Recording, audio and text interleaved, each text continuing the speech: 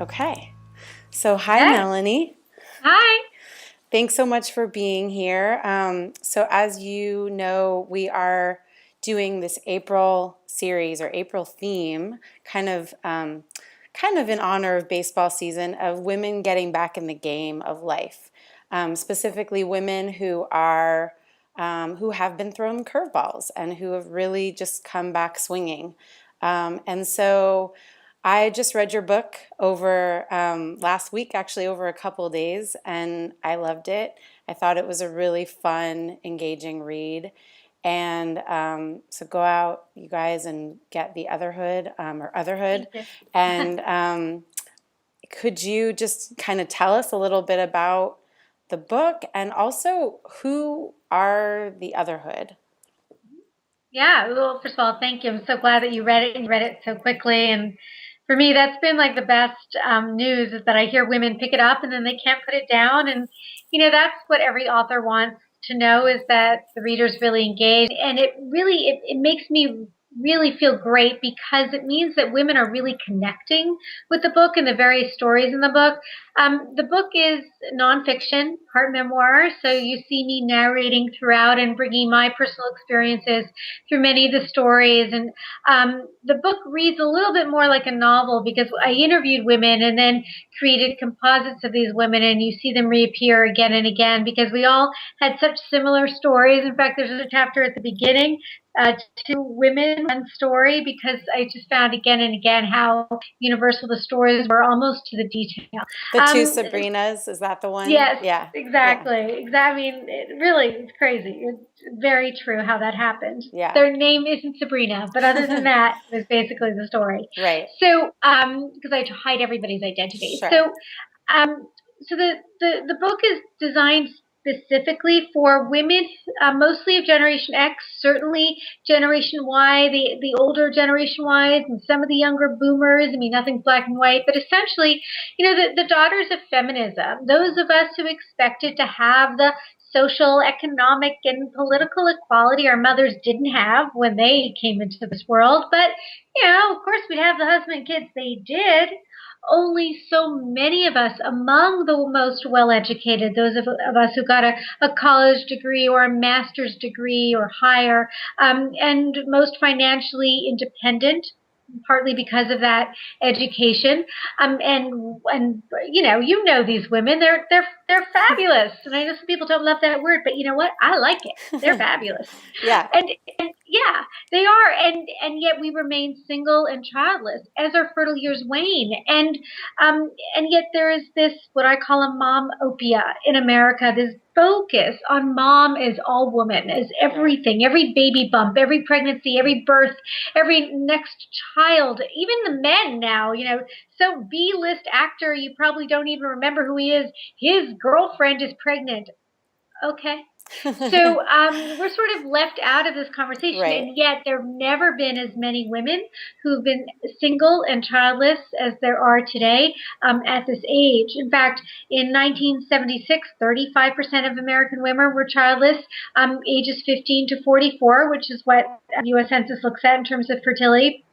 And now that number is 47%, especially among those of us who are college educated. Yeah. That So we're waiting. statistic, by the way, was shock. I've never heard that statistic, but it made me feel it just knowing that makes me feel so much better in a lot of ways because I feel like for some of us, even in major cities like New York and LA, and I'm married now, but I wasn't until I got married right after my 39th birthday, and I definitely was one of the last of my friends to take that step, and it did feel like, wow, there's just no one out there that is dealing with this. But I love those statistics because it does kind of put it into perspective that we're very numerous. So, We are, yeah, and it's a growing trend of women, and a very misunderstood trend because people will say, "Well, you're a career woman," right, as opposed to what? Well, let's exactly. Right. I'm not really sure what we're supposed to do. And yes, it's okay that we're passionate about our career, but we didn't make a choice to have a career or to fall in love, get married, and have children. And That's men right. are not called career men. It's not as if they've had to assume that they've made a choice to pay the rent over finding love, marriage, and children. Right. Or we're called, quote unquote, delayers. Like we're all delaying. It's like this conspiracy among women who got a college degree, put it up on their wall as part of some sort of secret club and said, let's delay. Right. That's not what Right. happened at all. Of It just course. happens that men don't really want to get married and have kids when they're in their 20s. Right. And I'm sorry, Susan Patton, but that's just not the case. I And wholeheartedly agree. That's my right? experience, at least. Yeah. Yeah. Yeah. So here we Yeah. are, and we deal with things like circumstantial infertility. The pain and grief over childlessness is our years wane when it's Yeah. completely unacknowledged, as if only married women suffer the pain of not becoming mothers. Yeah. And that is great pain, and I do defend that pain. That's real pain, but so is ours. Absolutely. And I want to talk about a little bit of your experience, which I know there's a lot. There's actually, as you said, the book does totally read like a novel. That's the other thing that I thought when I was reading it. Reminded me a little of watching Sex in the City with a slightly different topic. And that makes it super engaging. And you weave in, as you said, stories of other women with your own story. And so I would just love to hear just, how when you got this curveball essentially of not being married when you thought you would and not having kids when you thought you would by a certain age. And at what point did you kind of, I guess, what's the most important shift that you feel like you've made?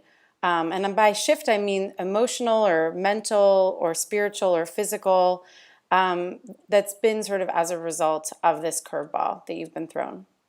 Well, first of all, thanks for asking, because often enough, people assume that there is no pain, there is no this time of grief where some of us can feel immobile, as though some of us feel stuck, or on Sure. the opposite, we're sort of like, well, come on, just get on with life, go on Match.com, just get married already, right? Right. As if Right. we can control, how and when we fall in love, or that man falls back in love with us.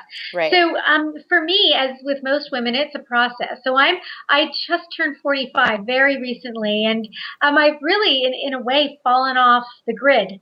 In that, when we look at fertility in the U.S., we look at age 15 to 44. So I'm neither a mother nor, by the U.S. Census data, childless.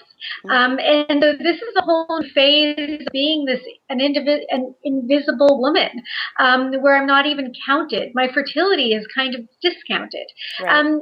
But leading up to that, really started in my mid 30s, where I didn't even realize that I was depressed, that I would cry into my pillow at night, sad that I was alone, without a man that I loved, or a breakup that I thought was another end to what I hoped was a beginning. And then, of course, that circumstantial infertility that I spoke about. And what I did was I felt that stuck. I remember saying to my dad, I'm Sure. stuck. And then I said, you know what? No, I have to create my own life. It's not the life I expected, but it's the life I directed. Every choice I made was with good intention. And I started Savvy Auntie, which, as you know, is a lifestyle brand for cool aunts, great aunts, godmothers, all women who love kids, essentially the Pank demo, professional aunt, no kids, women like Right. me who don't have kids of their own but love the kids in their life. So in 2007, I decided to do that. I think I was 38, and then launched it in 2008. And then in 2011, I wrote a piece for Huffington Post called "The Truth About Childless Women." And it was really, I'd been writing, I wrote 2 or 3 columns for them, and, had a few, some response. I wrote this, I published it, got on a conference call, an hour later hung up, and it had blown up. Yeah. I mean, it was everywhere. I ended up on CNN because nobody really talks about the pain of those who are not child-free by choice. And in fact, we talked about statistics at the top of the conversation. Gal issued a study in September, just a few months ago, 6 months ago, that looked at how the American attitudes towards marriage and children, very similar to a study they had done in 1990. and the numbers barely changed. 90% of American adults of childbearing age, what they looked at through age 40, either have children or desire children. Right. 50% have children, 40% desire children. Only 6% are child-free by choice. And again, identity choice, it's only a very small percentage of Americans who do childless. So for me, that was the beginning of realizing not only my own being self-aware for myself, but being aware for the multitude of women who are going through this. And that's where the idea for Otherhood came around. And this has been sort of my mission. And as I say, babies are born from the womb, but maternity is born from the soul. And there are many ways to mother, and there are many ways to sister, and there are many ways to be part of a village. And your friends are the family you choose, and we have to rally around each other and give each other the support that we need and help each other take steps to move forward. And that's what I would tell your viewers, is to move forward no matter what you do. And I don't care what it is. It could be a baby step. Buy a new pillow. Just change the environment, or, Right. Move to that new job, or move to that new city, or, and decide, if you're going to freeze your eggs, make the decision to freeze them. If you're going to have a baby on your own, and I know these are hard decisions, make the decision either way. Just move forward. Yeah, I love that. And I agree that being stuck is the most painful place to be. And at the same time, I know your book ended on such a hopeful note. And I related to so much of it, but one of the things that was really like just, completely relatable for me specifically is just this idea of love is first. Like love is the thing to sort of not settle. That's what was my North Star as well. I didn't know at a certain point, will I have kids or not? I still don't know. We're hoping that we will, but that's what I was not willing to just have a baby on my own, for instance. I know some people are. I didn't want to be a single mom. And I realized that when I was about 35, because I used to tell my friends, oh, when I'm 35, if I'm not married, that's when I'll do it. No, that didn't happen, because I realized I didn't want to do it. And I think the whole idea of just like not settling and not holding out, but just not giving up hope on love, because obviously the fertility, there's a time frame, but love, there's no time frame, and we can find love at any age. So I guess I would love to kind of hear like your thoughts on that, because especially you say something about being on the other side of hope and the other side of grief, and I love the way you phrase that, and I would love to just kind of hear more about that, to tell our watchers and listeners like what that looks like for you, what that looked like for you now. Sure. I think of all of the 85,000 words that make up Otherhood, my favorite is in a chapter called Vows We Take, and it starts with, sometimes the first snow falls late in winter. Mm-hmm. Well, we didn't have that this winter. The winter before, we certainly did. Where, sometimes in life, love comes later than we expected, or that we hope it will. So we have this imagination, we have this theory that love is supposed to come in your 20s, but not just at any point in your 20s. Probably, at least like about a year and a half after college, but before you turn 27, that's when you're supposed to fall in love. And what? We have this window for when it's like, perfect to fall in love. Right. Yeah. And you really can't make that happen. And yet, there are so many people who fall in love for the very first time, or even the second or third time, much later in life. And that is something that most of us, the women of the Otherhood, are not willing to let go of. And in terms of being on the other side of hope, I had to move on. And while I still grieve, I still have moments. Mm-hmm. We all have moments. Sure. I know that my life is magnificent. It's filled with the magnificent other things.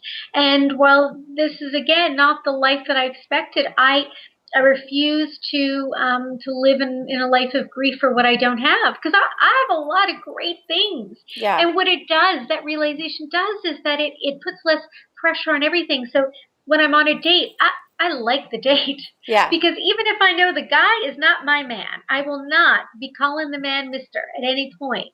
Sure. I am enjoying learning about somebody new. I'm enjoying getting dressed and curling my hair and putting on some lip gloss, right? Right. So it's all about perspective, and life is much richer when you are much more concerned about what makes you happy today, more so than measuring your life based on the expectations of those who love you, of society, and even of the little girl who had envisioned a very different life for you. Yeah. You.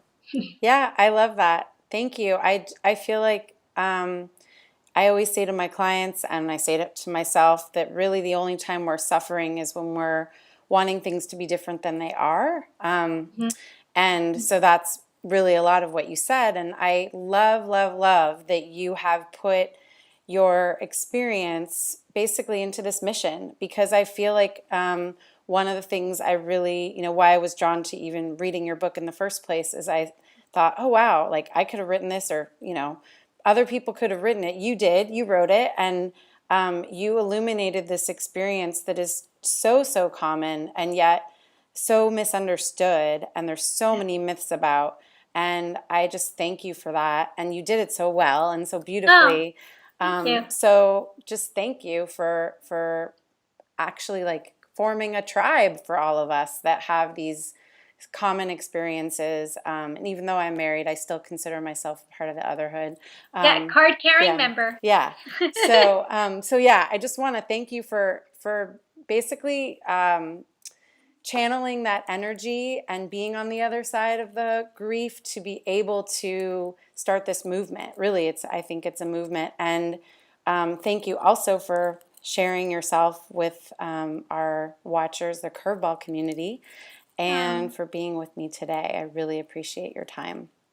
Oh, this has been wonderful. Thank you for inviting me to do this. And, again, to the Curveball team, to everybody listening, it's again, and you would probably tell them this all the time, that it's not, you don't have to take a big step to move forward. Every little step is a major step when you're stuck. So I salute all of you guys, and I do hope you'll all pick up Otherhood and tweet me at Savvy Auntie and let me know, because that's so much fun for me because people like they'll say a line from the book or what touched them or their story, like, well, that's me on page 79. Now I know it's not her because I don't know her. Yeah. But like it's so familiar to so many people. So engage with me. I'm online all the time. You see me tweeting all the time. So I look forward to engaging with your viewers all the time.